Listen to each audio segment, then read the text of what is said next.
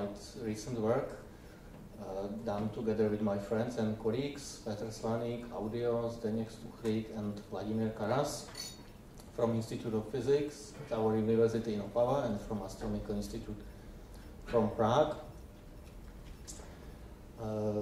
At first, what it means, rigidly rotating torus. It's a torus rotating with constant angular velocity, and also of course, to have such a structure, kind of unique structure, we need something more than the pure gravitational force or field of a compact object centered inside. But we can ask for help, for instance, an electromagnetic interaction.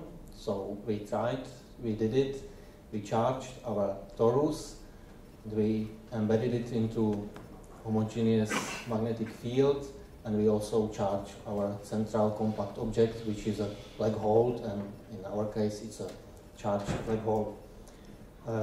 You can still ask why to think about such a torus rigidly rotating, because usually people do not think much about these tori, maybe because they even don't exist in reality.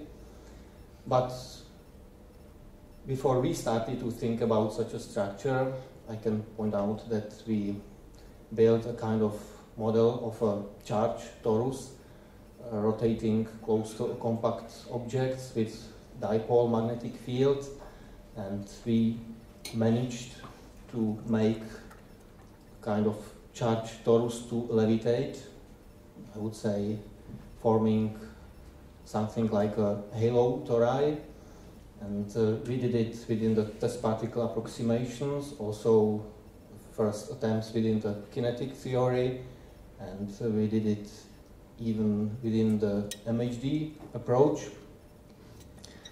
And then we started to think about whether we can also make the tori to rotate rigidly, because it's kind of unique thing, but why not? So now my task is to present you our approach very briefly. Within the GR-MHD approach, you know those equations, basic conservations, laws conservations, Maxwell equations, Ohm's equation, and we based our model on the assumptions, in fact 3 fundamental assumptions. The first one is discussed right now. This is the non-conductive charged fluid. I think Professor Massimo does not like it much, but this is now just the first attempt. But I will show later that this is a very reasonable assumption, and it in fact gives us quite reasonable results. The other assumption was axial symmetry of all the scenario we have, and assumption of pure azimuthal motion, which we want to have, and in fact this is related to the assumption of completely non-conductive fluid.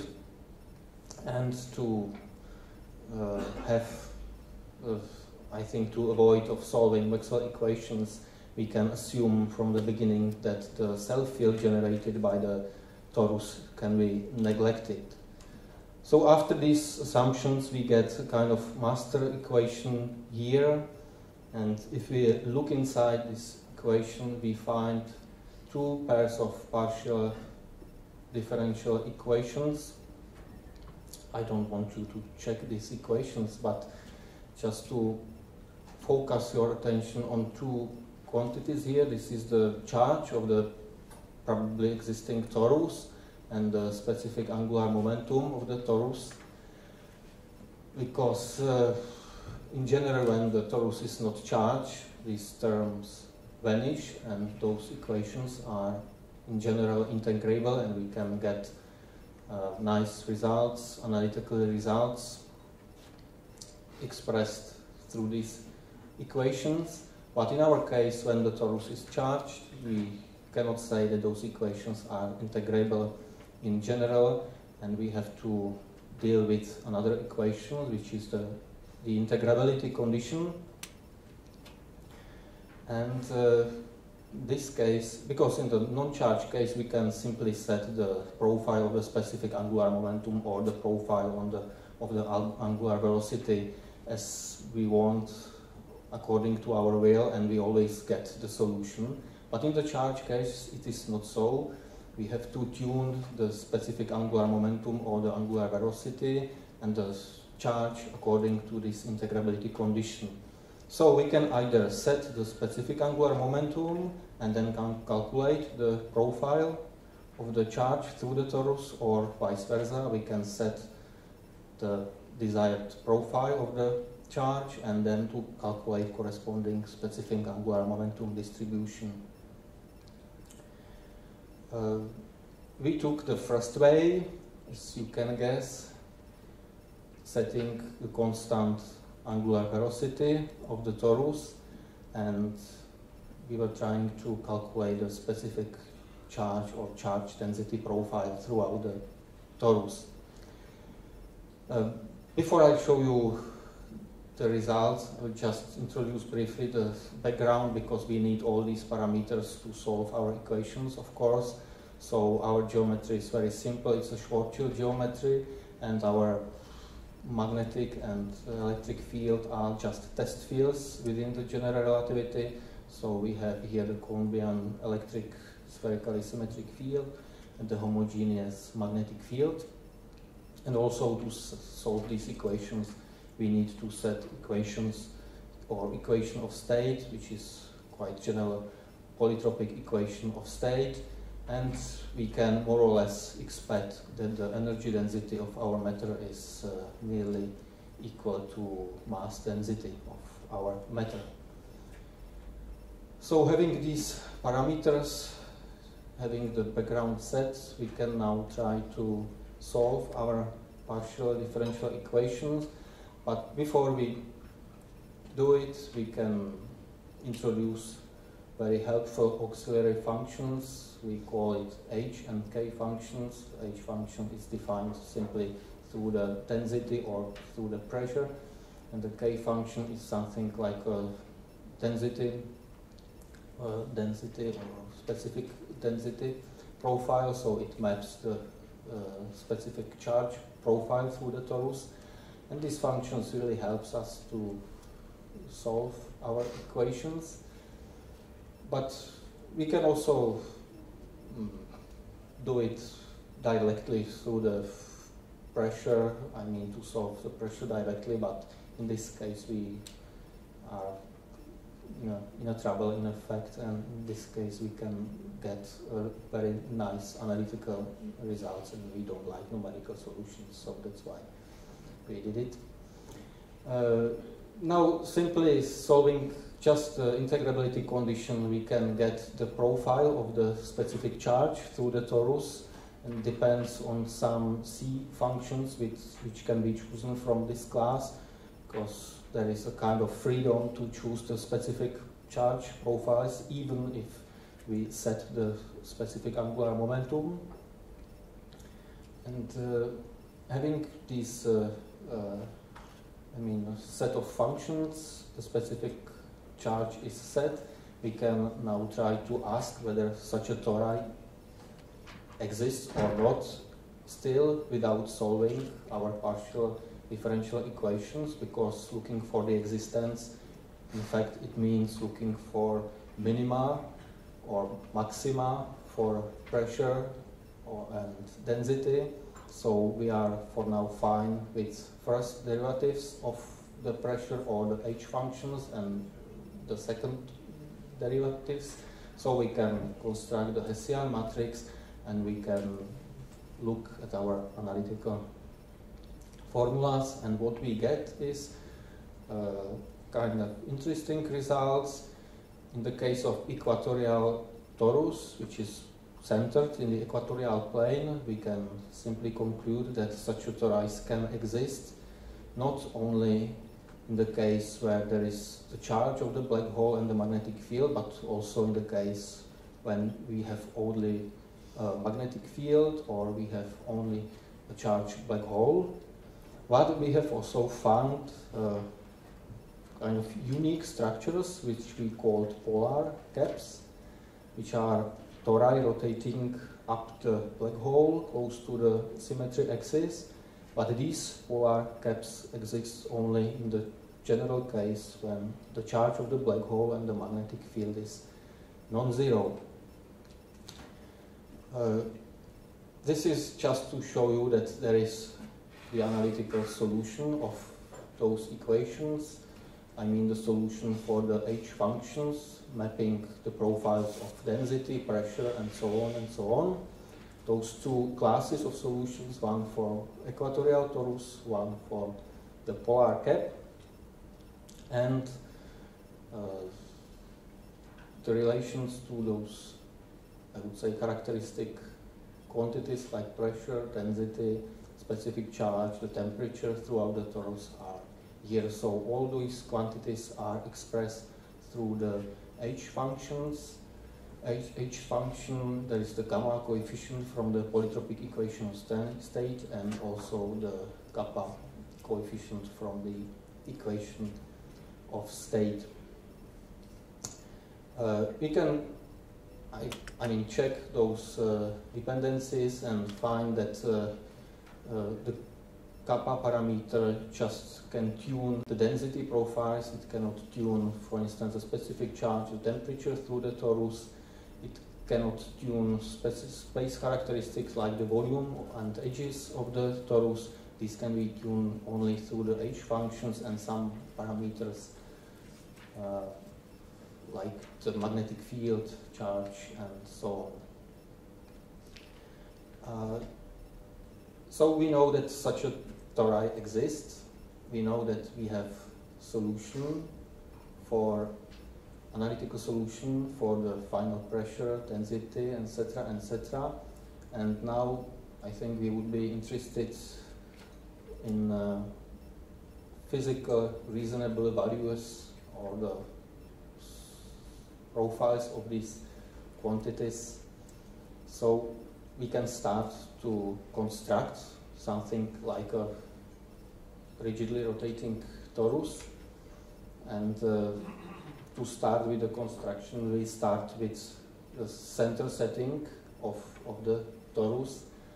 And as I pointed out before, it's the same as with the existence. The existence of the torus does not depend on the H functions and on the profiles of density or pressure.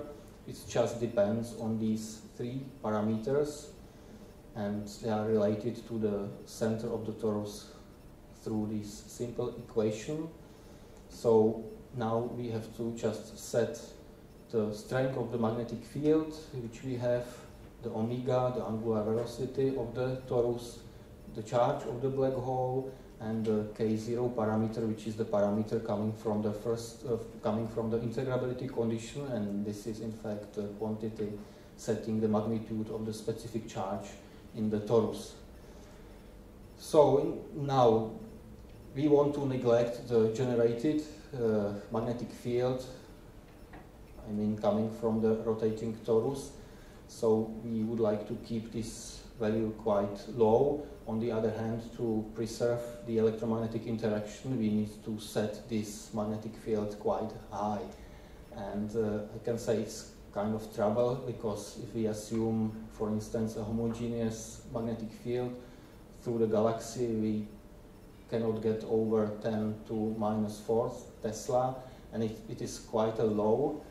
So we have to look for another sources, and for instance we can assume such a scenario here. We can assume a magnetar with the strongest magnetic field we can ever imagine, so the magnetic field 10 to 12 Tesla for instance, and we can put our black hole with the torus in a certain distance like 1000 kilometers far, and then in this place the dipole magnetic field is or can be nearly homogeneous, and the strong and the magnetic induction is, I would say, 10 to the 6 Tesla or so. So this can be kind of reasonable scenario. We can use this value as the starting initial values for our value for our magnetic field, and then we can move on to choose the omega of the torus, which is also a little bit problematic because we need to set this value quite high, because this binary system would rotate, of course, and we have to set the velocity of the rotating torus quite high. I mean, to preserve at least a quasi-static situation, because we need this torus to rotate at least one or two orders more or quicker than the system rotates according or related to the barycenter. So in this distance, 1,000 kilometers, we get the azimuthal velocities of the torus 0.1 or a little bit less of the speed of the light. So it's quite high, but we can move further with the distance of the binary system to 10 to the 4th or 5th, but in this case, as you know, the magnetic field is weaker and weaker, and we need to have higher and higher specific charges throughout the tori, which can be a trouble. But, okay, let's say it's fine, and let's say the velocity is not a big problem, and we can try to model and construct the torus. So we can look at the profiles of the H function, which determines the profiles of the density and pressure. And now we have to choose the zero isocontour of this of the H function to set the volume and to set the surface of the torus. And in this case, you can see it's we get very small tori, and this is because we must be very careful when setting the size because of the densities, pressures and temperatures which can occur inside or in fact in the center of the torus. So if the torus is quite small, I would say there is 100 meters wide torus, we can get quite reasonable values. In the case of polar cap, we have the central densities hundreds of kilograms per meter cubed, the central pressure 10 to the 13, the central temperature 10 to the 7th kelvins, which is quite a lot, but in the case of the equatorial torus we get a little bit lower temperature. We can imagine that the torus is smaller, one order smaller, and we can decrease all these values. We can start to think about, I would say, because there is one more thing which I have not told you. To preserve the electrical neutrality, I try to balance the charge of the black hole with the charge of the torus, so we can just omit these assumptions and we can get more reasonable values for the maximal density and the pressure. But as I pointed out in the beginning, it's just a kind of theoretical work, maybe a kind of a game. So when there is the electrical neutrality, I like it more. This is of course possible only in the case of equatorial torus, because as you can guess, in the case of polar cap, you need the charge of the same sign, because you need something to compete with the gravity in the axis of symmetry, and this is the electrical repulsion. So there is my brief summary of this recent work. We have considered general relativistic toy model of charge dielectric torus, which we made 1 or 2 years ago, and with the kind help of John as well, which was not mentioned as one of the authors, but he was in the beginning of these ideas. And then now we applied this model to the case of rigidly rotating torus and homogeneous magnetic field charge black hole. And now we are trying to fit the parameters which we are able to, I would say, accommodate to more or less astrophysical situations. There is a lot of, there is a lot of simplifying assumptions. The test field, I think the test field is not a big problem. Completely dielectric matter, this can be a problem, but it's a very useful simplification. And neglecting the gravitation electromagnetic cell fields from the torus, it's quite fine, because when we calculate those fields originating from the tori, they are 2 or 3 orders lower than the magnetic field of the ambient magnetic field coming from, for instance, from the magnetar. And we also neglect an electrostatic pressure inside the torus, which can be estimated as well, and this is also several orders lower than the pressure coming from the common pressure coming from the motion of particles. So I can conclude that these assumptions can be thought as quite reasonable, but still, as you could see in the previous talk, those terms missing there with the conductivity can be a trouble here. So that's all for now from me. Thank you very much for your attention.